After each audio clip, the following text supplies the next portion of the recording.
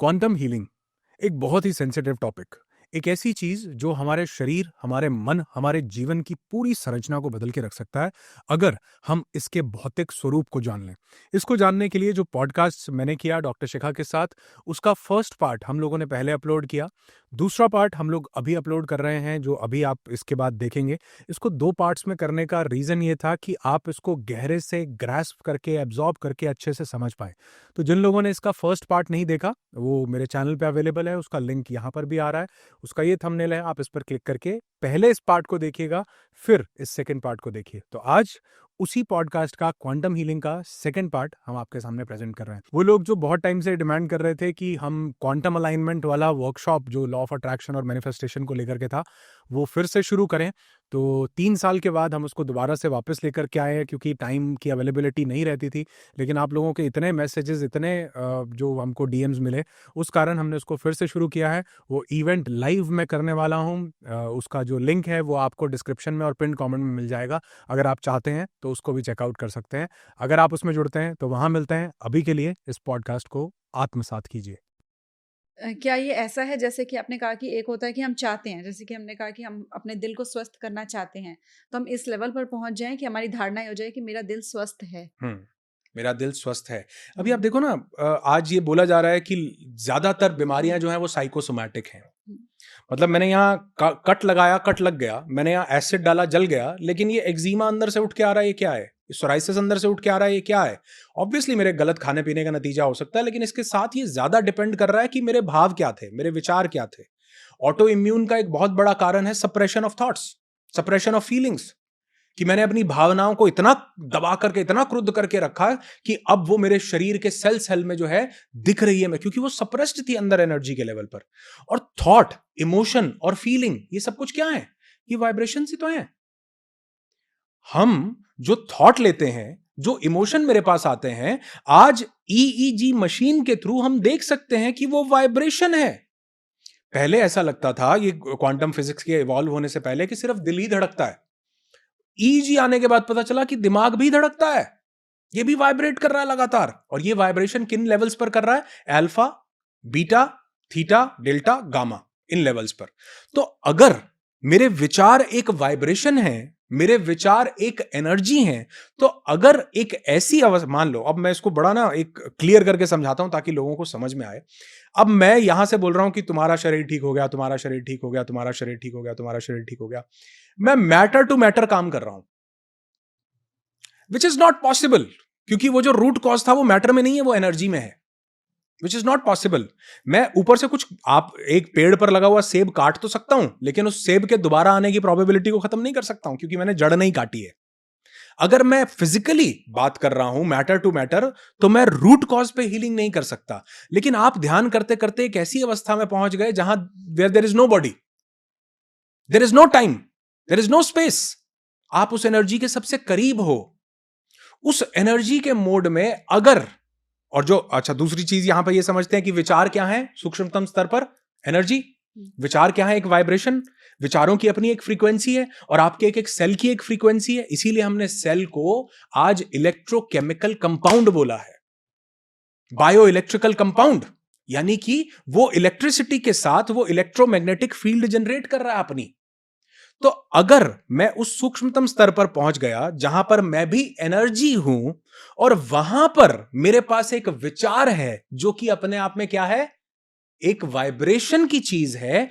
और अगर उस समय मैं अपने उस एनर्जेटिक ब्लूप्रिंट में ये चेंजेस लेकर के आता हूं कि मेरा दिल पूर्ण रूप से स्वस्थ है, मेरा दिल जो गड़बड़ है, इसमें बहुत बड़ा रीजन है कि मेरी वहां का जो इलेक्ट्रोमैग्नेटिक फील्ड है, मेरी वहां की जो एनर्जीज हैं वो इम्प्योर है, उसमें डिसबैलेंस है, उसमें इम्बैलेंस है। अगर मैं अपने उस सूक्ष्मतम स्तर पर पहुंच गया, और उस समय पर मैं एनर्जी के बिल्कुल निकट, जैसे अभी मैं शरीर टू शरीर बात कर रहा हूं, उस समय मैं एनर्जी टू एनर्जी बात कर रहा हूं। उस समय जो मेरा थॉट है कि मैं, शरीर मेरा बिल्कुल स्वस्थ है, क्योंकि मेरे पास शरीर का भाव नहीं है, सिर्फ एक डायरेक्शन मिल रही है। तो मैं उस समय जो भाव करता हूं, वो भाव मेरे उस गहरे तलों पर जाता है, एनर्जी के लेवल पर जाता है, जहां मैं डायरेक्ट एनर्जी को प्रभावित कर पाता हूं।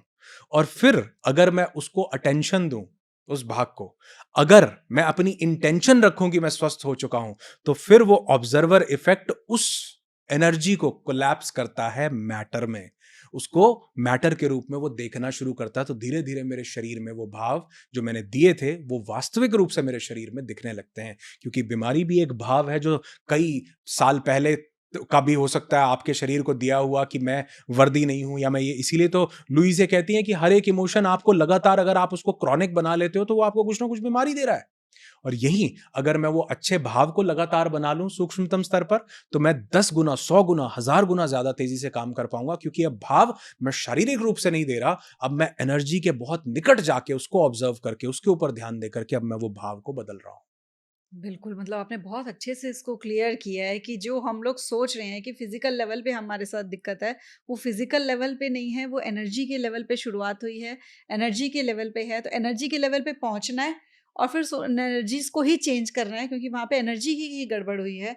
उन एनर्जीज़ को प्योर करना है, उन एनर्जीज़ को ठीक करना है, तो अपने आप वो जो हीलिंग है वहाँ से होनी शुरू हो जाती है। So true, so true. क्योंकि जब मैं फिजिकली बॉडी टू बॉडी बात कर रहा हूं तो मैं बॉडी को ही निर्देश दे सकता हूं। राइट। मैं आत्मा को, मैं चेतना को, मैं उस एनर्जी को निर्देश नहीं दे सकता। उसके लिए मुझे भी वही होना पड़ेगा। होने के लिए मैं एक्चुअल में वो हूं, मुझे सिर्फ प्याज की आउटर लेयर हटानी है कि मैं शरीर हूं, ये बोध हटाना है। बिल्कुल। मैं प्राण हूं, ये बोध हटाना है। मैं मन, बुद्धि, चेतना, अहंकार हूं, ये बोध हटाना है।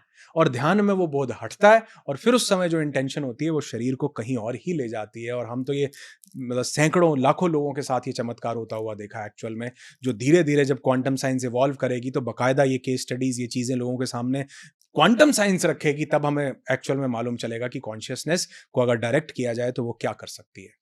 बिल्कुल सही बात है। तो आपने जो ये बताया ना, तो उसमें हमें फ़िज़िकल लेवल में तो बहुत अच्छे से एक क्लैरिटी आ गई, क्योंकि अगर हमें दिख भी रहा है, किसी को पता है कि उसको गट से रिलेटेड इश्यूज़ हैं, स्किन से रिलेटेड इश्यूज़ हैं, अब वो इस चीज़ पे काम करना शुरू कर देंगे कि हमको ये जो चीज़ें दिख रही हैं फ़िज़िकल लेवल पे दिक्कत, ये फ़िज़िकल लेवल पे नहीं है, ये एनर्जी लेवल पे है। बहुत एग्ज़ैक्टली वो आइडेंटिफ़ाई करके वो ध्यान के स्टेट में जाके उस एरिया की एनर्जीज़ पे काम कर लेंगे, जो आपने बताया जैसे।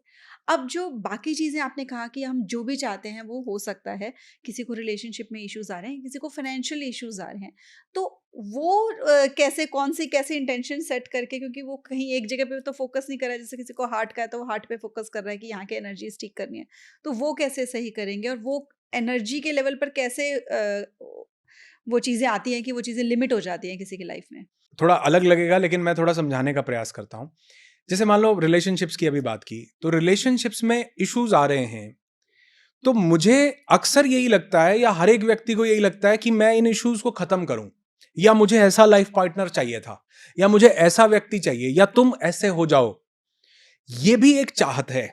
और फिर मैंने बताया चाहत का मतलब कि मैं ये नहीं हूं, मेरे पास ये नहीं है, और अगर मेरे को ये ना मिला तो दुख होगा, और मुझे डर है कि अगर ये मुझे नहीं मिला तो मेरे साथ कुछ गलत होगा।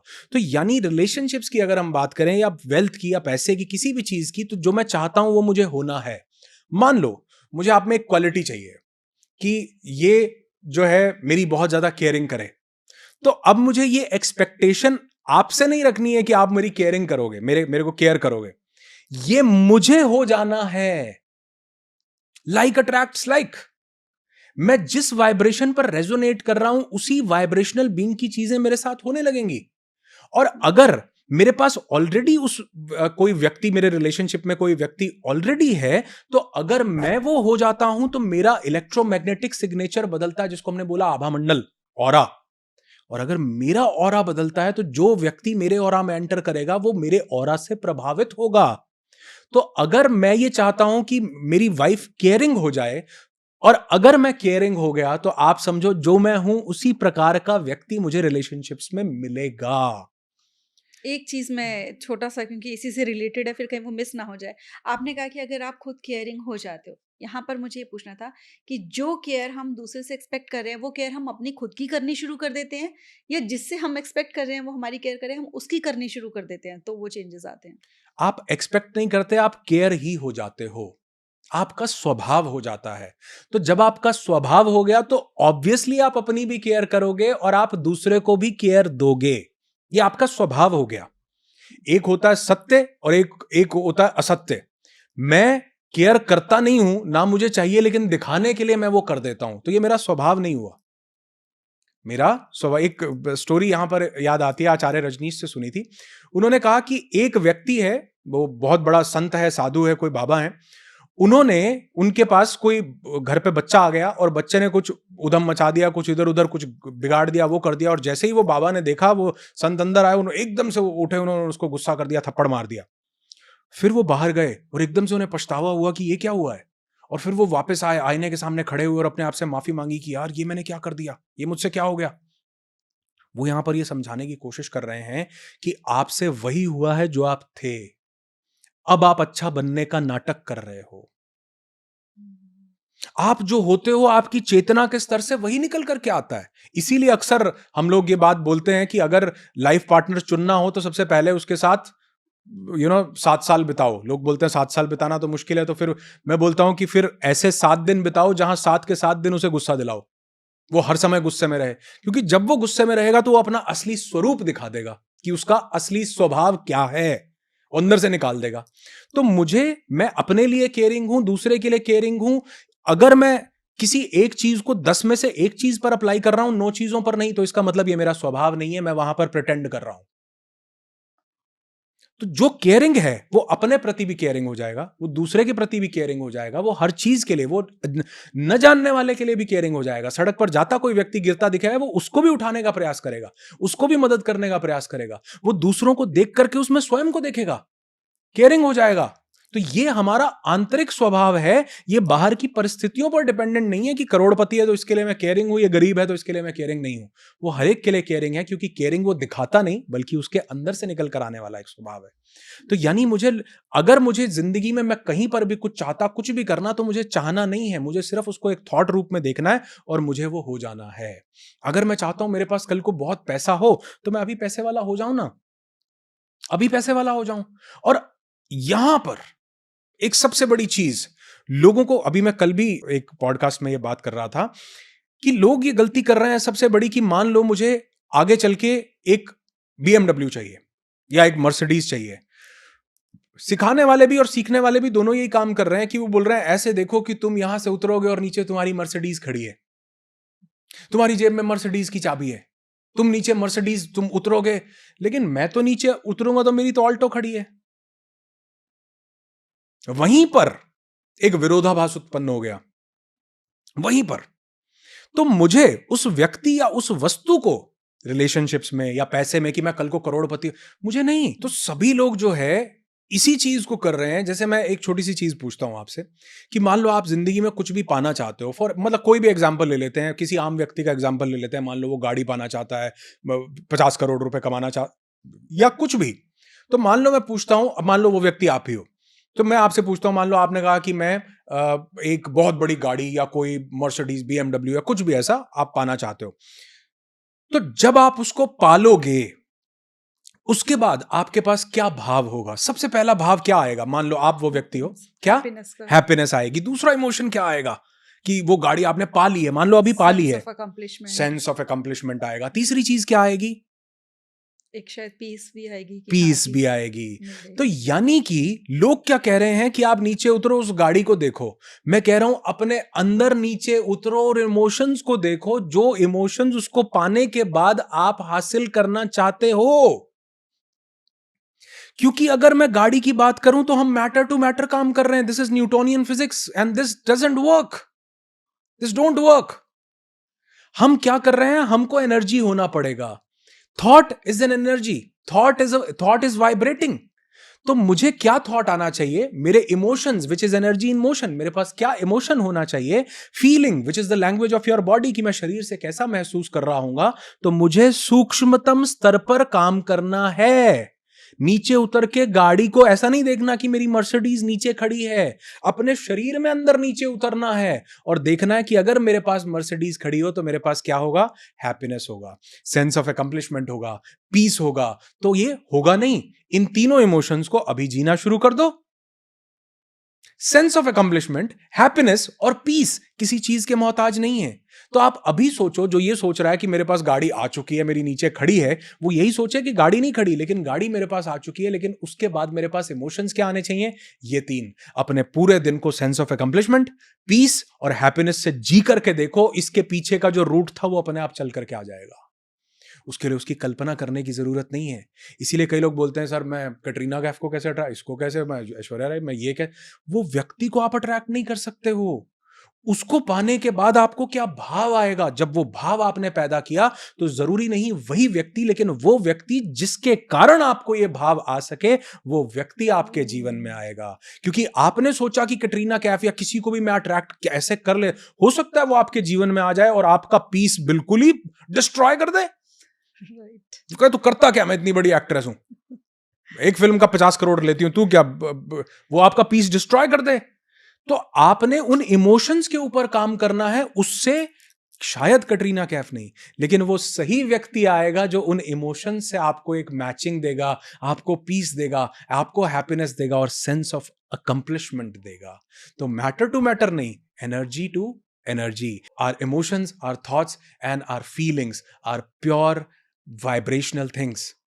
हमें उनके ऊपर ध्यान लगाना है, न कि फिजिकल चीज मैटर में क्या। फिजिकल चीज को जरूर सोचो, लेकिन सोच के छोड़ दो, फिर देखो कि इसको पाने के बाद भाव क्या उत्पन्न होगा।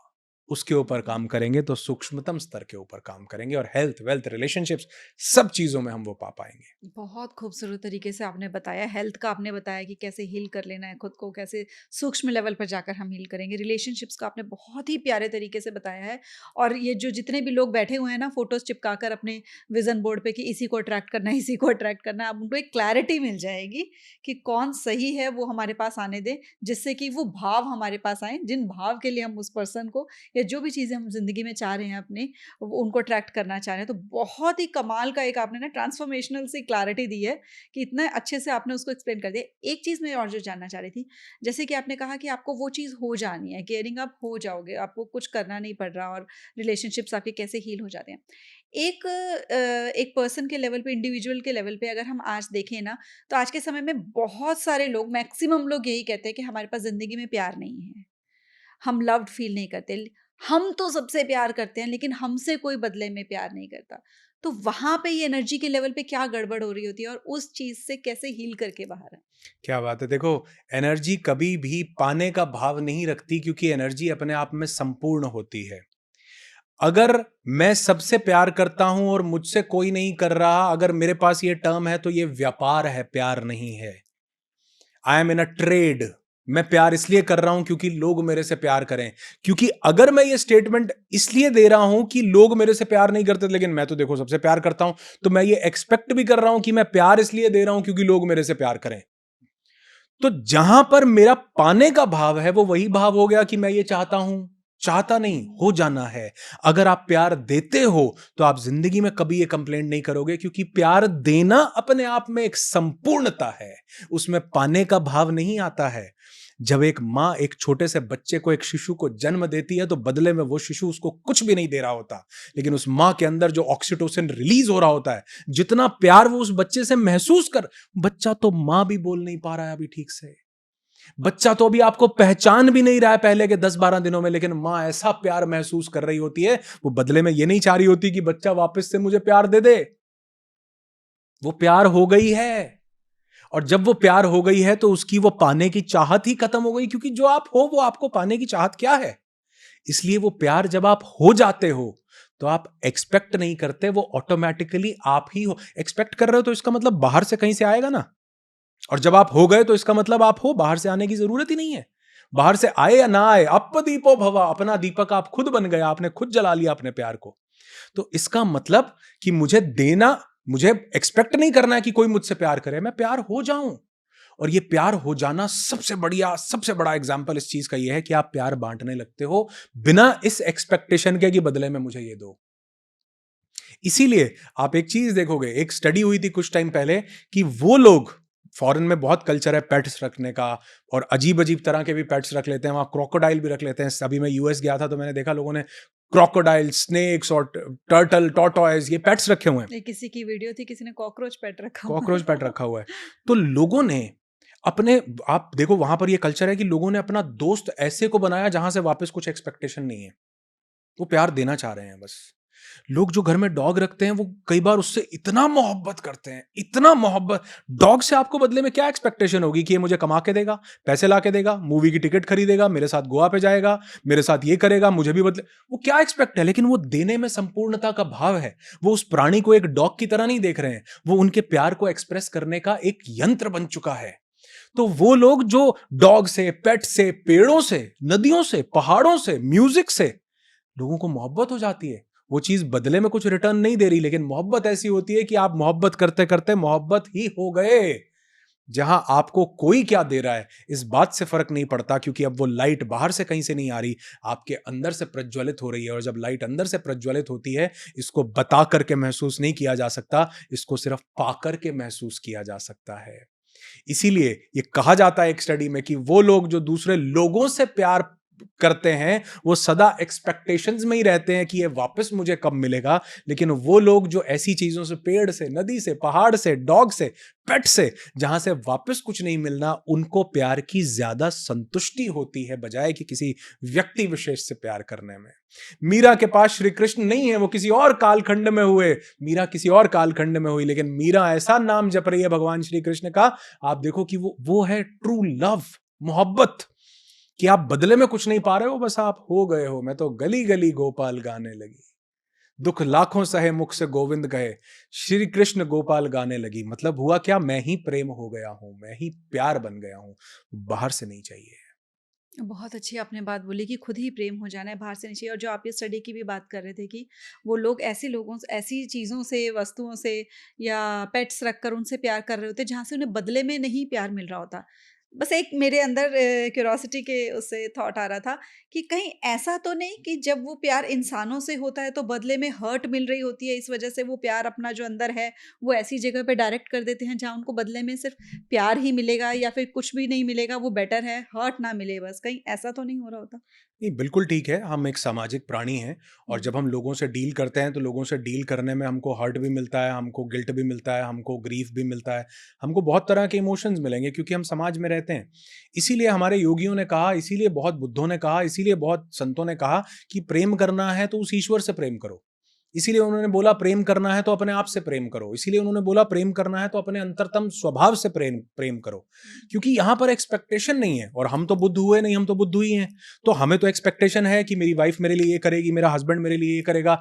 इसीलिए वो लोग जो इतना ज्यादा एक्सपेक्टेशंस में, इतना ज्यादा रिलेशनशिप्स में, इतना ज्यादा वो नहीं होते, वो ज्यादा सुखी होते हैं, वो ज्यादा शांत होते हैं, वो ज्यादा काम होते हैं। और आप देखो धीरे धीरे आज आज जो नई जनरेशन है वो देख रही है कि जिनको हम अपने माँ बाप को समझते थे कि आपस में बहुत प्यार करते हैं, ये तो सबसे ज्यादा जूता यही बजाते हैं, सबसे ज्यादा लड़ाई यही करते हैं। इसीलिए वो लोग आज धीरे धीरे शादी या रिलेशनशिप्स की तरफ जाना प्रेफर नहीं कर रहे हैं, क्योंकि उनको समझ में आ रहा है यार, अगर शादी ये है तो मुझे नहीं चाहिए, अगर प्यार ये है तो मुझे ऐसा नहीं चाहिए।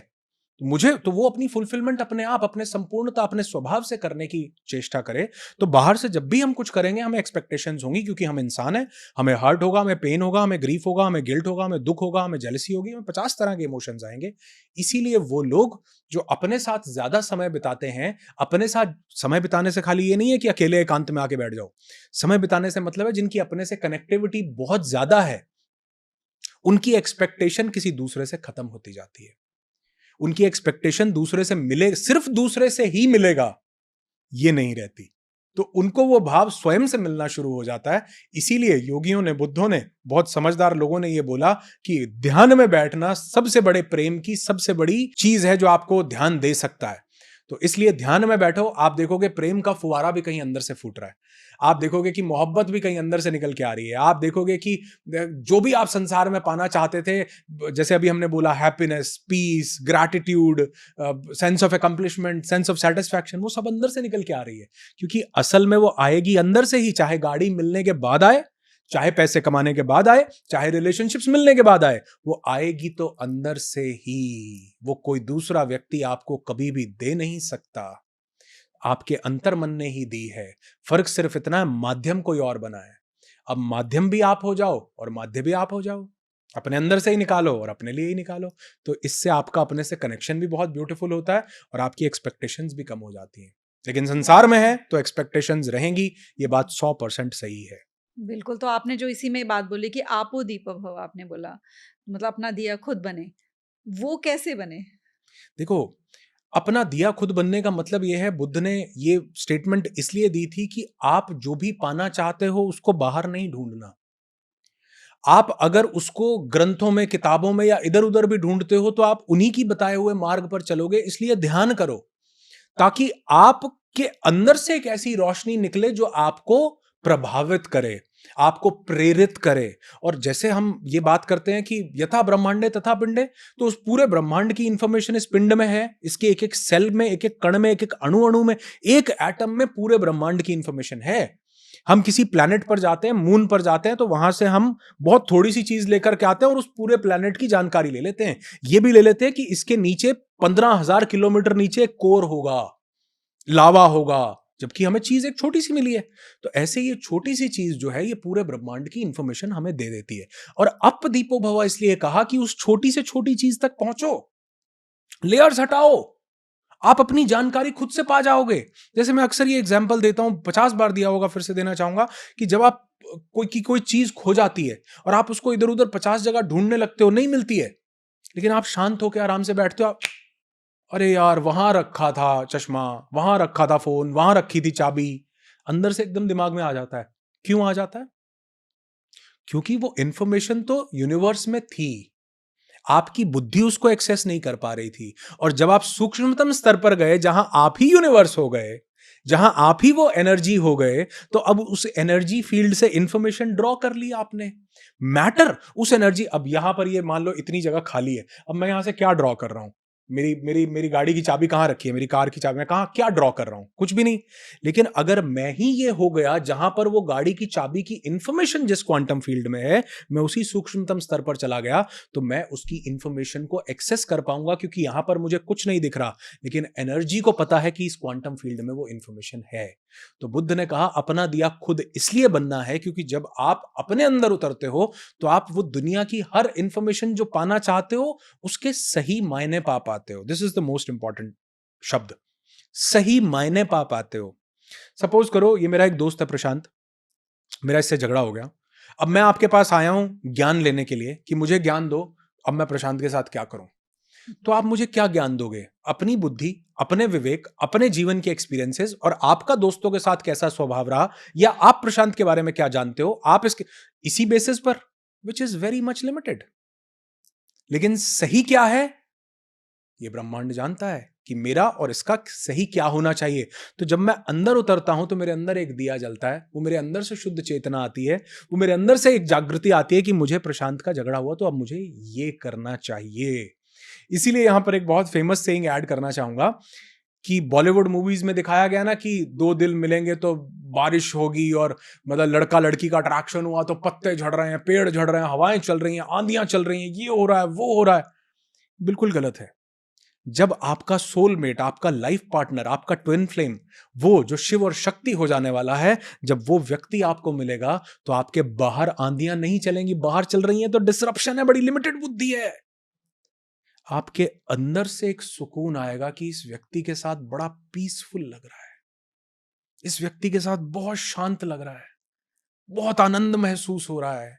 और वो जो अंदर से दिया जलेगा, वो जब आपको बताएगा, तो आप देखोगे कि आप सही लाइफ पार्टनर चूज कर पाओगे। लेकिन अगर किसी के मिलने पे बाहर आंधी और तूफान आ गया, तो इसका मतलब ये नहीं था ये बढ़िया दिल धड़क रहा है, इसका मतलब था ये जिंदगी में भी आंधी और तूफान ला सकता है, भड़का से कुछ भी कर सकता है। तो अप दीपो भव, यानी कि अपना दिया खुद बनना है, अपनी रोशनी खुद जलानी है। जो चीज आपको जिंदगी में, जिन प्रश्नों के जवाब चाहिए, जिन बाधाओं का हल चाहिए, जो दुविधाओं का हल चाहिए, वो हल किसी दूसरे के पास, किसी बाबा मेरे पास, आप किसी के पास नहीं है। वो हल स्वयं आप खोज सकते हो, क्योंकि इस क्वांटम फील्ड में वो हर एक चीज की इंफॉर्मेशन प्रोबेबिलिटी के रूप में मौजूद है। तो जब मैं सूक्ष्मतम स्तर पर जाता हूं, मेरा खुद का दिया जलता है, तो मैं उस ज्ञान को उपलब्ध होता हूं। इसीलिए बुद्ध ने कोई पद्धति नहीं अपनाई, बुद्ध शांत हो गए और अपने अंदर उतरे, और फिर वो ज्ञान को उपलब्ध हुए। बिल्कुल सही बात है। तो आपने बड़े अच्छे से ना सारी चीज़ें एक्सप्लेन करी है कि क्या क्वांटम हीलिंग है, क्या इसकी साइंस है, जिससे कि हम अपने ही अंदर उतर के हर चीज़ हील भी कर सकते हैं और जो भी ज़िंदगी में पाना चाहते हैं, वो पा भी सकते हैं। एक मुझे ऐसा लग रहा था कि इस चीज़ के लिए भी ना थोड़ा-सा एक ज़ोर लगेगा कि हाँ, अभी हमको बैठना है, शांत बैठना है।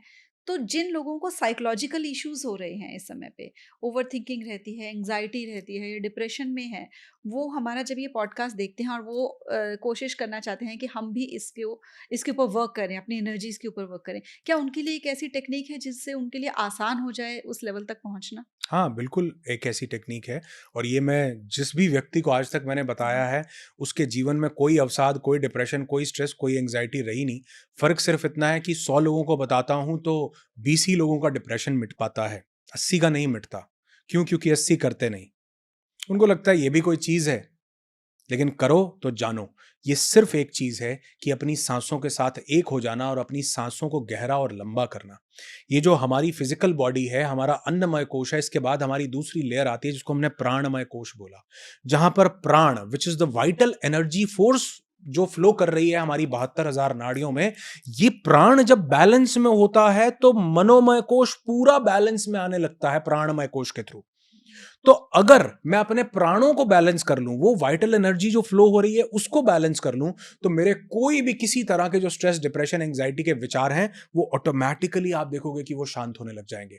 तो उसके लिए मुझे क्या करना है? मुझे सिर्फ बैठना है आराम से और बैठ करके गहरी लंबी सांसें लेना शुरू करना है। गहरी सांस ली, गहरी सांस छोड़ी, गहरी सांस ली, गहरी सांस छोड़ी। तो अगर मैं ये देखता हूं कि मैं गहरी सांस अपने नाभि के नीचे तक, अपने बिल्कुल डायाफ्राम को इतना नीचे तक एक्सपैंड कर रहा हूं, जिसके लिए मुझे ऑब्वियसली एक काम करना पड़ेगा, और 5 मिनट मैं डीप ब्रीदिंग करता हूं, तो सबसे पहला उसका रिजल्ट तो आप ये देखोगे कि आपके माइंड से ओवर थिंकिंग खत्म हो गई। और डिप्रेशन, एंग्जाइटी, फियर, फोबियाज, ये सब ओवर थिंकिंग का नतीजा है। मतलब मैं ज्यादा सोच रहा हूं तभी तो मैं डिप्रेशन में जा रहा हूं, मैं फ्यूचर को लेकर चिंतित हूं तभी तो मैं एंग्जाइटी में जा रहा हूं। तो मुझे सबसे पहले डिप्रेशन और एंग्जाइटी से पहले ओवर थिंकिंग को चेंज करना है। ओवर थिंकिंग कौन कर रहा है? मेरा मन। मेरा मेरा पूरा माइंड जो है वो ओवर थिंकिंग में इंडल्ज्ड है। तो माइंड का ध्यान वहां से भटकाओ ना, उसको ब्रीदिंग पर लगाओ। अगर मैं बोलूं ओवर थिंकिंग नहीं करो, तो वो ओवर थिंकिंग और ज्यादा करेगा। लेकिन मैं ये बोलूं कि ओवर थिंकिंग कर लेना, पहले 5 मिनट डीप ब्रीदिंग कर लो।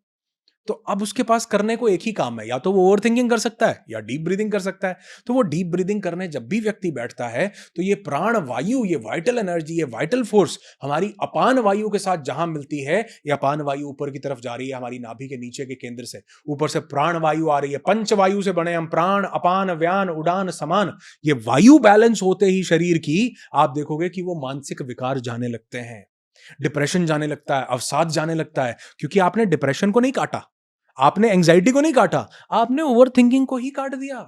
आपने उसकी रूट खत्म कर दी।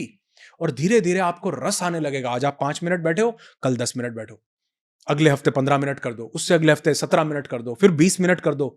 तो आपको इसमें आनंद आने लगेगा। ये आपको डोपामिन देगा, ये आपको ऑक्सीटोसिन देगा, ये आपको एंडोर्फिन्स देगा।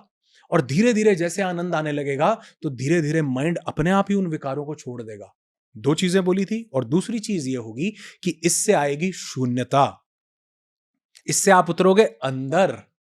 डिप्रेशन क्यों है? कोई बाहर की परिस्थिति का, जो विकट परिस्थिति है, उसका जवाब नहीं मिल रहा, किसी के पास नहीं है। एंग्जाइटी क्यों है? क्योंकि जो कल को होने वाला है उससे मैं डरा हुआ हूं, घबराया हुआ हूं। और फिर वापस हम वहां आ जाते हैं कि जब आप अंदर उतरोगे तो सब सवालों के जवाब यहां पर हैं। क्वांटम फील्ड यूं बताती है, अरे वहां रखा है चश्मा, अरे ये करना था, अरे इतने बजे वहां जाना था। वो आपको जब आपकी वाइब्रेशंस प्योर है ना, तो वो आपको संकेत देती है। जैसे आप घर से निकलने लगे हो, अगर आपकी वाइब्रेशंस प्योर है ना, तो आपको संकेत देगी कि अरे यार बाइक पे जाना है, हेलमेट तो उठा लो। ऑफिस जा रहे हो, अरे चाबी तो उठा लो। आपको वो प्रोटेक्ट करती है अगर आप हायर वाइब्रेशनल लेवल्स पर हो। तो अगर आप डीप ब्रीदिंग करते हो, तो पहला तो ये कि आपने पैरासिम्पैथेटिक नर्वस सिस्टम को एक्टिवेट किया, अपनी ओवरथिंकिंग को खत्म किया। और दूसरा ये कि आप गहरे तलों पर गए, जहां पर वो अहम ब्रह्मस्मि का बोध है, जहां पर उन प्रॉब्लम्स का सोल्यूशन है, जहां पर डिप्रेशन, एंग्जाइटी, अवसाद, फियर, फोबियाज, इन सब का जो सोल्यूशन हो सकता है वो छुपा हुआ है। तो आप उस अंतरतम के लेवल से भी कनेक्ट करते हो, जिससे धीरे धीरे आप इन चीजों से बाहर निकलने लगते हो। लेकिन आसान इतना है और फ्री में अवेलेबल है, तो हम इसका प्रयास तक नहीं करते हैं, प्रयास तक नहीं। तो मुझे लगता है कि 100 में से 20 लोग कर जाते हैं, बाकी 80 नहीं करते, 20 लोग पार उतर जाते हैं। लेकिन अगर वो हर व्यक्ति करे, जो सुन रहा है वो करने लग जाए।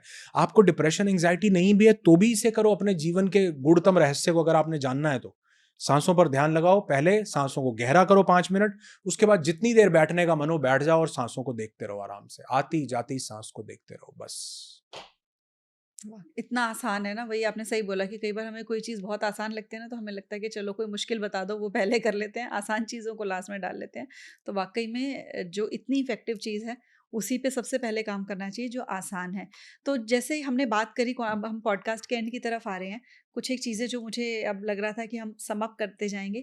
तो क्वांटम हीलिंग के बारे में हमने बात करी कि उससे हमें क्या-क्या चीज़ें, तो क्वांटम हीलिंग के थ्रू जो हम ये सब चीज़ें कर रहे हैं, उसका एक अल्टीमेट ऑब्जेक्टिव क्या होना चाहिए जब हम इसको अपनी लाइफ में अपनाएँ? देखो, आप जो भी चीजें सोच रहे हो वो आप सोच नहीं रहे हो, वो एक्चुअल में आप अपनी एनर्जी को रीप्रोग्राम कर रहे हो। तो अगर हम क्वांटम हीलिंग की बात करते हैं, तो मैं ये संदेश देना चाहता हूं कि यहां पर मैं जिस भी थॉट को, जिस भी इमोशन को और जिस भी फीलिंग को धारण करूंगा, वो एक्चुअल में हीलिंग के प्रतिरूप मेरे जिंदगी के हर एक एस्पेक्ट में झलकेगी। मेरे शरीर में, मेरे रिलेशनशिप्स में, मेरे माइंड में, मेरे वेल्थ में, मेरे फाइनेंस में, मेरी सक्सेस में, मेरे काम में, मेरे सोशल लाइफ में, हर एक चीज में उसका प्रतिबिंब मुझे दिखाई देने वाला है। तो यानी कि अगर मुझे सूक्ष्मतम स्तर पर जाकर भी कोई कार्य करना है, उससे भी ज्यादा जरूरी यह है कि मेरे पास विचार, इमोशंस और फीलिंग्स क्या रहते हैं, दिन भर में मैं किस मोड में रहता हूं। तो यहां सबसे बड़ी चीज यही आती है कि मुझे अपना मोड चेंज करना है डेलिबरेटली। जैसे हमारा एक प्रोग्राम होता है ना, अवेकन और हीलिंग इंटेलिजेंस, वहां पे मैं लोगों को बोलता हूं कि अपना मूड बदल लो, सब बदल जाएगा। ये मूड का ही रोना है कि सारा कुछ, क्योंकि सबसे पहले मूड खराब होता है, फिर इंसान का टेम्परामेंट खराब होता है, फिर धीरे धीरे उसकी पर्सनैलिटी में ही वो चीज चली जाती है, जिसको हम बोलते हैं ना कि इसकी तो आदत ही हो। आदत कैसे बनी? क्योंकि जब पहली बार ऐसा हुआ तो उसने उसको बदला नहीं। एक इंसान के साथ गलत हुआ, किसी ने गलत किया, वो फिर से उस पर भरोसा करता है, वो दोबारा गलत करता है। वो फिर से तीसरे ही वैसे इंसान पे भरोसा करता है, वो तीसरी बार गलत करता है। अगर पहली बार गलत करने पर ऐसे इंसान के प्रति एक लर्निंग ले ली जाती कि मैं आगे से ऐसे इंसान पे भरोसा नहीं करूंगी या करूंगा, तो क्या दूसरा व्यक्ति धोखा दे पाता? या आप लर्निंग ले लेते कि ऐसे लोग धोखा देंगे, ये चीज धोखा देगी? नहीं हो पाती। तो अगर हमने मूड बदला सबसे पहले, इसीलिए आप देखोगे कि वो लोग जो ध्यान में ज्यादा रहते हैं, वो लोग जो मेडिटेट करना जिनकी एक लाइफ का रूटीन है, वो लोग जो एक्सरसाइज, कोई भी एक चीज जिनके जिंदगी का एक पार्ट है, कोई रूटीन है, मतलब 1 डेढ़ 2 घंटा जिंदगी में कुछ ऐसी चीज को दिया हुआ है जिससे वो सेल्फ कनेक्टिविटी के साथ अपने साथ कनेक्ट कर पाते हैं, उन लोगों के अवसाद में जाने के चांसेस बहुत कम हो जाते हैं। वो अलग बात है कि एक्सरसाइज डोपामिन रिलीज करती है, ऑक्सीटोसिन रिलीज करती है, एंडोर्फिन्स रिलीज करती है, लेकिन उसके साथ साथ अपनी कनेक्टिविटी भी बढ़ती है। तो एनर्जी हीलिंग में सबसे ज्यादा इंपॉर्टेंट ये चीज भी है कि आपके पास भाव क्या रहते हैं। अपने भाव प्योर रखो, अपने थॉट्स, इमोशंस और फीलिंग्स पर एक चेक रखो। अगर कोई भी इमोशन और फीलिंग नेगेटिविटी की तरफ लेकर के जा रही है, मतलब इसमें भी एक छोटा सा कैच है, जो थॉट है ये यूनिवर्सल होता है। थॉट आपका अपना नहीं है, आप थॉट को नहीं लाते हो कभी भी। आपने देखा कभी डेलिबरेटली आप थॉट लाए हो? नहीं। थॉट तो आ चुका होता है, उसके बाद हम उसकी थिंकिंग में खुद जाते हैं। Thought is universal. मान लो मेरे पास थॉट आया कि यार ये कल को मेरे साथ ये ना हो जाए, कुछ गलत ना हो जाए, ऐसा ना, फिर मैं यार अगर हो गया तो मेरे बच्चों का क्या होगा, अभी तो मैंने पॉलिसी भी नहीं करवाई, ये थिंकिंग में मैं जा रहा हूं। थॉट क्या आया था कि कल मेरे साथ कुछ गलत ना हो जाए, ये संकेत देने आया था। कल कहीं बाहर जाना है, ध्यान रखना। कल यहां जाना है, ध्यान रखना। कल ऐसे मत उठना, कल रात को ऐसे कर, मतलब ये जो थॉट आया है ये मुझे एक संकेत देता है। तो मेरे को अपना बहुत ज्यादा चेक रखना है अपने विचारों के ऊपर कि मेरे पास विचार क्या आ रहे हैं, और विचार जो आ रहे हैं, वो थॉट जो आ रहा है उसकी थिंकिंग में मैं ना जाऊं। सिर्फ इतना सा प्रयास, छोटा सा। मान लो अभी भी आपके दिमाग में कोई थॉट आया, थॉट को नोट कर लो, थिंकिंग में मत जाओ, क्योंकि जो आया है वो आपके एनर्जी फील्ड में है, वो क्वांटम फील्ड में, वो आपके पास है। जब आप अपने साथ कनेक्ट करोगे तो आप उसके ऊपर काम कर लोगे, आपको उसका सॉल्यूशन मिल जाएगा। कितने लोगों को ऐसा सुना है कि यार ये आइडिया तो मेरे दिमाग में भी आया था, ये तो वीडियो मैंने भी बनाना था, देखो इसने बना दिया, ये तो काम मैंने भी करना था, यार ये बिजनेस तो मैंने भी स्टार्टअप सोचा था, अरे यार ये तो सबसे पहले बिजनेस का आइडिया मेरे दिमाग में आया था, ये लोग कर गए। दिमाग में आपके आया था, आप थॉट को नहीं पकड़ा, आप थिंकिंग में चले गए। अच्छा इससे क्या होगा, ये करेंगे, वो कर, ऐसे। आप थॉट को पकड़ो, नोट कर लो, ध्यान में बैठो, थॉट का सॉल्यूशन अपने आप एग्जीक्यूट करोगे। एग्जीक्यूट करोगे। जब आप थिंकिंग में जाओगे तो आप एग्जीक्यूट नहीं करोगे। यहां पर तीसरा कैच, थिंकिंग 2 प्रकार की है, एक कॉन्शियस थिंकिंग और एक unconscious thinking. I am not talking about the conscious thinking. मान लो हम दोनों को कल मुंबई जाना है और हम प्लानिंग कर रहे हैं, सोच रहे हैं कि अच्छा कल सुबह कितने बजे निकलेंगे, 9 बजे निकलेंगे क्योंकि 11 बजे की फ्लाइट है, तो यहाँ से 1 घंटा पहले निकलना पड़ेगा, 1 घंटा पहले पहुंचना पड़ेगा। वहां जाके फिर हम ऐसा करेंगे, ये कर लेंगे, फिर हम इस होटल में चले जाए। ये क्या है?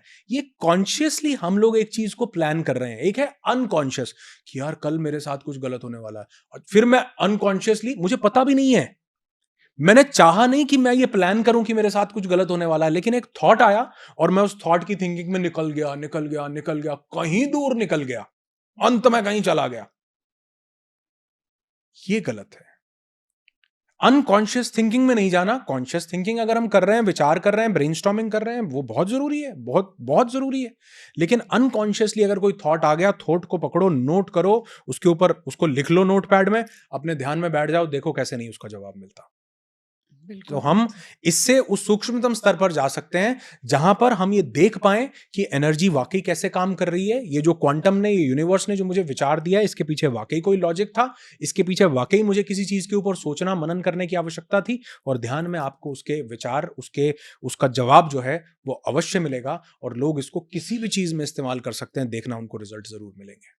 बिल्कुल सही बात है। और आज आप प्रॉमिस करो सर से कि आप इस चीज़ को फ़ॉलो करोगे, ध्यान में जाओगे, जो थॉट है उसके ऊपर अनकॉन्शियस थिंकिंग नहीं करोगे, जैसे कि सर ने कहा, कहीं के कहीं नहीं मुड़ते चले जाओगे, बैठोगे और उसके ऊपर काम करोगे और आपको अपने सॉल्यूशंस फिर डेफ़िनेटली मिलेंगे, जैसा कि आपने कहा है। एक बात जो आप जैसे कह रहे थे ना कि जो थॉट है वो हमको यूनिवर्स देता है, हमको उसके ऊपर थिंकिंग नहीं करनी होती। लेकिन कई बार क्या है कि अगर हम, एक ये आखिरी सवाल है कि कई बार हमारे अंदर कुछ ऐसे वुंड्स होते हैं, कुछ दबी हुई ऐसी मेमोरीज, हमारी लाइफ के पास्ट कुछ एक्सपीरियंसेस ऐसे होते हैं जो हमें पता भी नहीं होते कहीं पे दबे हुए हैं, लेकिन वो हम, हमारे पास जो थॉट है वो फिर यूनिवर्स से आता तो ज़रूर है, लेकिन सामने सेम एक्सपीरियंसेस, सेम लोग, सेम सिचुएशंस को देखकर वो थिंकिंग फिर अनकॉन्शियसली जो है वो चलती रहती है, चलती रहती है, चलती। तो क्या हम ये क्वांटम हीलिंग को यूज़ करके इस लेवल पर भी जा सकते हैं कि लोग, वही सेम लोग जिनसे आपको वो वुंड्स मिले हैं, जिनसे वो पेन मिला है, उससे हम डिटैच हो जाएँ और हमें उसका फ़र्क पड़ना बंद हो जाए, वो सामने आएँ तो भी? बहुत अच्छी बात है, और हम ये प्रैक्टिसेस लगातार अपने इवेंट्स में करते भी रहते हैं। मैं एक छोटी सी चीज बताना चाहूंगा कि मान लो किसी व्यक्ति से जुड़ा कोई विचार हमारे पास आया। अब वो विचार मुझे कब प्रभावित करेगा? जब तक मैंने उस इंसिडेंट से, जो उस व्यक्ति के साथ हुआ था, उससे लर्निंग नहीं ली है। अगर मैंने वो जो मेरे पास पास्ट की पेनफुल मेमोरी थी, उस पेनफुल मेमोरी को मैंने लर्निंग में कन्वर्ट नहीं किया, तब तक वो मुझे वापस वापस ट्रिगर करेगा, और मैं वापस से उन्हीं सर्कमस्टेंसेस, उन्हीं सिचुएशंस, उन्हीं माइंड के रूमिनेशन में जाता रहूंगा। जैसे आपके साथ, मेरे साथ, सबके साथ जिंदगी में कोई ना कोई ऐसी अप्रिय घटना जरूर हुई होगी जो आज हमें लगती है कि उतनी अप्रिय नहीं थी। यस या नो? हमें ये लगता है कि ये शायद मेरे लिए होना जरूरी था, क्योंकि अगर ये ना होता तो आज मैं यहां पर ना होती, या ना होता। होता है कि नहीं होता ऐसा? लेकिन जब वो घटना हुई थी तब वो कितनी अप्रिय थी? बहुत। बहुत ज्यादा। आज वो प्रिय क्यों है? लर्निंग ले ली। हाँ, this is the main thing. वो चीज, वो व्यक्ति, वो इंसान, वो हमें तब तक उससे जुड़ी बात प्रभावित करती रहेगी जब तक हमने उससे लर्निंग नहीं ली। और जब तक हमने उससे लर्निंग नहीं ली तब तक वो हमारे लिए एक पेनफुल इवेंट है। जब हमने उससे लर्निंग ले ली तो वो हमारे लिए विजडम है। आप थैंक यू बोलोगे उसको, आप धन्यवाद बोलोगे उसको, जब भी आपको उसका ध्यान आएगा कि यार इसने बचा लिया, इसने मेरे साथ ऐसा किया था, तब आज मैं यहां पर हूं, इस सिचुएशन की वजह से आज मैं यहां पर हूं। मान लो जैसे हमारी लाइफ में कई ऐसी चीजें होती हैं जो हमें लगता है कि यार ये मेरे साथ गलत हो रहा है, मेरे साथ तो ऐसा नहीं होना चाहिए, लेकिन 5 साल बाद जाके पता चलता है कि सबसे बढ़िया चीज वही थी। तो जब मुझे वो लर्निंग, मुझे वो पता चलता है कि मेरे साथ ये सबसे बढ़िया चीज यही हुई है, तो मैं उसको पेनफुल इवेंट नहीं मानता हूं। चाहे वो उस समय मेरे को दर्द दे रहा था, लेकिन उसने मुझे कुछ बनाया। जैसे हम जिम में जाते हैं, एक्सरसाइज करते हैं, पहले दिन बड़ा पेन होता है कि नहीं होता? क्योंकि अभी हम ताजा ताजा उस एक्सरसाइज के साथ अटैच्ड हैं। 10 दिन हो गए एक्सरसाइज करते हुए, अब पेन कहाँ है? अब मजा आ रहा है। अब लग रहा है कि वो जो पेन मिला था उसी के कारण बॉडी बनी है, उसी कारण मैंने टोन कर लिया, उसी कारण मैंने अच्छा किया। तो इसका सबसे बड़ा रास्ता ये है कि अगर हमारे पास कुछ ऐसी पेनफुल मेमोरीज, दबे हुए इमोशंस, कुछ ऐसे भाव रखे हों, तो हम विजुअलाइजेशंस और कैथारसिस के माध्यम से उसको अपने अंदर से निकालें। इसीलिए जब हम अपने इवेंट की या नो द सेल्फ की किसी भी रिट्रीट की शुरुआत करते हैं, तो हम सबसे पहले एक रिदमिक रिलीज मेडिटेशन करते हैं। जिसमें हमारे शरीर के अलग अलग एरियाज में जो चीजें स्टोर्ड हैं, हम उनको शेड करते हैं, हिलाते हैं। वो रेत जो जम चुकी थी, जमकर पत्थर बन चुकी थी, हम उसको शरीर को हिलाकर उस रेत को फिर से रेत बनाते हैं कि वो सरफेस लेवल पर आए। और उसके बाद हम लोगों को कैथारसिस करवाते हैं कि लिखो आपके अंदर से क्या बाहर। लोग रोते हैं, चिल्लाते हैं, पागल हो जाते हैं। क्यों? क्योंकि अब लोग बोलेंगे ये क्या हो रहा है, तो गलत है। गलत नहीं है, ये जो आपने अंदर दबा के रखा हुआ था ये बाहर आ रहा है, निकलने दो। वो बाहर निकलता है। वो जैसे ही बाहर निकलता है, फिर आप उसकी अलग प्रक्रिया, फिर आप विजुअलाइज लोगों को करवाते हो कि अब देखो कि वो चीज जो है भस्म हो चुकी है, वो खत्म हो चुका है। इसके बाद आप एक अच्छे इंसान बन चुके हो, इसके बाद आप ये बन चुके हो, इसके बाद आपने जीवन में ये लर्निंग पा ली। और फिर ये धीरे धीरे एक प्रोसेस कि हम उसको विजुअलाइजेशन और कथारसिस मैंने बहुत बार लास्ट पॉडकास्ट में भी, पहले पॉडकास्ट में हमने कथारसिस शेयर किया था, जिन्होंने नहीं देखा वो देख लें जाके। तो हम उन प्रोसेस के थ्रू उन जो इमेजेस हमारे पास रखी हुई थी, पेनफुल मेमोरीज रखी हुई थी, हम उनको बदल देते हैं। और जब हम उनको बदल देते हैं तो हमें डिटैच होना नहीं पड़ता, हम ऑटोमेटिकली डिटैच्ड हैं, क्योंकि हम उसकी पेन के साथ जुड़े हुए थे। और लर्निंग मिलते ही पेन वाला धागा कट गया, क्योंकि जिस चीज ने मुझे सिखाया है वो मेरे लिए दुख नहीं है। और लर्निंग मिलते ही जब पेन वाला धागा कटा, तो अब मुझे वो पेन नहीं दे सकता, बल्कि ग्रेटफुल हूंगा मैं उसके प्रति, ग्रैटिट्यूड दूंगा मैं उसको कि इसी इंसिडेंट्स की वजह से आज मैं यहां पर हूं। और अगर मुझे आज तक एक दूसरा भी पॉइंट ऑफ व्यू शेयर कर देता हूं कि अगर कई लोगों के साथ ऐसा हो सकता है कि गलती अभी अभी हुई है और उसका कुछ फ्यूचर नहीं देखा कि कल को इसका मेरे साथ होगा, पता नहीं क्या होगा या क्या नहीं होगा, तो वो जो गलती उनके साथ हुई है, उसके जो घाव, उसकी जो मेमोरी, उसकी जो फीलिंग, एक एक पल पल की, जैसे किसी ने आपके साथ गलत किया तो उसने मेरे साथ क्या किया, कैसे किया, मैं उस समय कहां था, क्या कर रहा था, मेरे पास क्या विचार आ रहे थे, सब कागज पे लिखते जाओ, लिखते जाओ, लिखते जाओ, लिखते जाओ, लिखते जाओ, लिखते जाओ।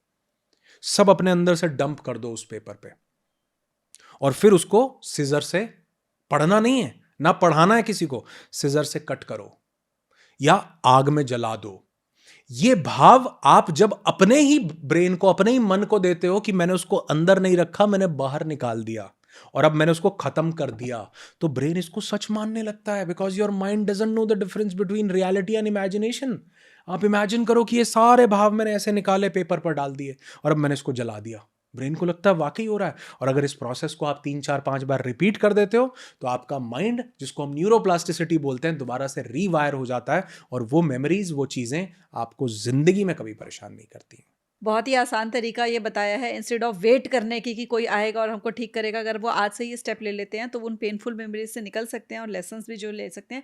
एक चीज़ मैं इसलिए, क्योंकि मैं जो हमारी ऑडियंस है उनकी तरफ से क्वेश्चंस पूछती हूँ कि क्या क्या उनके मन में आ सकता है, तो बहुत से लोगों के मन में इस समय ये आ रहा होगा कि सर हम तो मेडिटेट करके अपनी एनर्जीज को हाई करके रूम से बाहर निकलते हैं, बाहर एनर्जी वेम्पायर्स बैठे होते हैं और वो दोबारा से हमारा वो जो स्तर है उस लेवल पर ले आते हैं। रोज़ वो चोट होती है, रोज़ हम उस घाव को हील करते हैं, फिर से वो चोट हो जाती है, क्योंकि नार्सिसिस्टिक पर्सनालिटीज़ होती हैं, टॉक्सिक लोग होते हैं। तो उन लोगों के आसपास रहते हुए भी हम कैसे अपने अपने चेतना के स्तर को उस लेवल पर लेकर जाएं कि हमें उसका इम्पैक्ट, ये जो डेली लेवल पर हो रहा है जिसकी वजह से हम दोबारा नीचे गिर जाते हैं, वो ना हो। बिल्कुल ठीक बोला, लेकिन यहाँ पर अगर मैं मोटिवेशन दूंगा तो बहुत गलत हो जाएगा। मैं यहाँ बिल्कुल एक यथार्थ सत्य बताना चाहूँगा। मान लो एक एग्जाम्पल से, एक नंबर्स के एग्जाम्पल से ले लेते हैं कि आप 1 पर थे और आपने ध्यान किया, आपने कुछ प्रैक्टिसेस जो मैं बता रहा हूँ, या वैसे भी आपने कुछ प्रैक्टिसेस अपने अंतर्मन के साथ, अंतरतम लेवल के साथ कनेक्ट करने की और आप एक लेवल पर आ गए 10 पर। आप बाहर निकले, फिर से कोई आपको वो व्यक्ति मिला, फिर से कोई नार्सिसिस्टिक पर्सनैलिटी मिला या कोई भी ऐसा आपको टॉक्सिक कंपाउंड मिला, तो जब वो आपको वापस से हिट करता है तो मैं दावे से कहता हूं आप वापस से 1 पर नहीं जाओगे। चाहे आप 2 पर ही रहो, लेकिन आप वापस से 1 पर कभी नहीं जाओगे। इसलिए वो नार्सिसिस्टिक पर्सनालिटी होने के बावजूद भी अगर आप अपना ध्यान और अपनी सभी प्रक्रियाएं निरंतर करते रहते हो, तो अगली बार आप 1 से नहीं, आप 2 से शुरू करोगे और आप 2 के बाद 12 पे जाओगे। फिर वो आपको हिट करता है तो आप 3 पे आओगे। फिर आप शुरू करोगे 1 से नहीं, 2 से नहीं, 3 से। आप 3 से शुरू करते हो और आप बाहर निकलोगे 13 पे जाओगे। वो आपको हिट करता है, आप 4 पे आओगे। आप कभी भी 1 पर वापस नहीं आ सकते। जिस प्रकार मनुष्य इवॉल्व हो गया और वो एक ऐसी योनि में पहुंच गया जहां पर वो वापस वो जीव जंतु, वो कीड़ा मकोड़ा नहीं बन सकता, सकता क्योंकि उसके वो चक्र इवॉल्व हो गए। उसी प्रकार जब आप अपनी साधनाएं करते हो तो आपको कोई बाहर बैठा हुआ कोई भी नार्सिसिस्टिक व्यक्ति प्रभावित तो कर सकता है, लेकिन वापस शून्य के स्तर पर गिरा नहीं सकता। इसलिए सबसे ज्यादा जरूरी है, लोग तो मिलते रहेंगे जीवन में, ऐसे लोग प्रभावित आपको करते रहेंगे, लेकिन आपको अपना प्रोसेस पूरा करते रहना है, अपने साथ कनेक्टेड रहना है। इसीलिए गौतम बुद्ध 8 साल ध्यान करने के बाद भी ज्ञान को उपलब्ध नहीं हुए, लेकिन उसके बाद भी उन्होंने छोड़ा नहीं कि यार 8 साल हो गए, अब क्या होगा। उन्होंने कहा मैं इस प्रक्रिया को निरंतर करता रहूंगा। और आप देखोगे जब आप वो करते करते उस 10 के लेवल पर वापस पहुंच जाते हो और आप बाहर निकलते हो, तो एक दिन ऐसा आएगा कि जैसे ही वो नार्सिसिस्टिक आपके ऑरा में एंटर करेगा, वो भी बोलेगा, अंगुली माल जैसा डाकू भी बुद्ध को बोल सकता है कि मुझे ज्ञान दे दो प्रभु, मेरे सिर पर हाथ रख दो और मैं भी अब बुद्ध होना चाहता हूं। तो वो भी बुद्ध होना चाहेगा अगर आपने अपनी निरंतरता बनाए रखी तो। सिर्फ इतनी सी बात है। बहुत ही खूबसूरत बात है। और ना आपने मतलब एक तरीके से वो सब लोग जो निराश बैठे होते हैं, डरे बैठे होते हैं, उनको एक ना हिम्मत, आपने कहा मैं मोटिवेशन नहीं दूँगा, लेकिन मुझे लगता है कि उनके अंदर जो खून का दौरा तेज़ हो गया होगा कि हाँ, हम कर सकते हैं, उस चीज़ से ऊपर उठ सकते हैं, और जो उम्मीद उनके अंदर जागी है।